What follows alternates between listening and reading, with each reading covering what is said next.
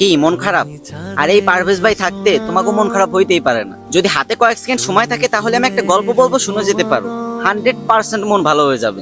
আর যদি না হয় তাহলে আনফলো করে দিও আমার, যাও। তো ঘটনাটা হয়েছে কি, ছেলে শ্বশুর বাড়ি যাবে, তো মাথা তার একটু চিড়া মগা, তাই মা শিখাই দিচ্ছে, বাবা শ্বশুর বাড়ি যায় আগে শ্বশুর আব্বারে বলবি আব্বা কেমন আছেন, কারণ তোর শ্বশুর আব্বা অনেক অসুস্থ। উনি হয়তো তখন নিশ্চয়ই বলবে যে ভালো আছি, তখন তুই বলে উঠবি এটাই তো আমাদের কাম্য। তারপর তুই উনি কি ওষুধ খাই সেটা জানতে চাইবি, উনি নিশ্চয়ই যে ওষুধ খাই কিছু একটা কথা বলবেন, তখন তুই বলবি বাহ খুব ভালো ওষুধ, এই ওষুধ আপনি খেতে থাকেন, সুস্থ হয়ে যাবেন খুব তাড়াতাড়ি। তারপরে বলবি আব্বা কোন ডাক্তার দেখাচ্ছেন, সে নিশ্চয়ই একটা ডাক্তারের নাম বলবে, তখন তুই বলবি দারুণ ডাক্তার, আপনি দেখাতে থাকেন, খুব তাড়াতাড়ি সুস্থ হয়ে যাবেন। আর সবসময় হাসি খুশি থাকবি, কেমন?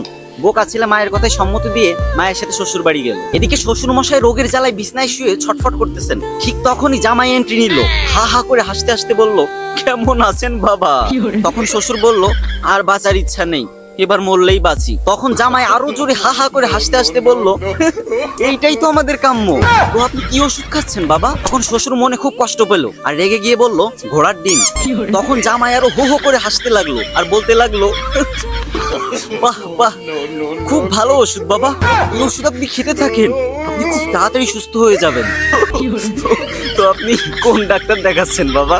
শ্বশুর এবার আরো রেগে মেগে বলল আজরাইল।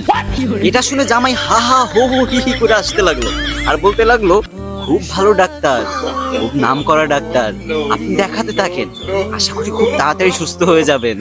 বাবা।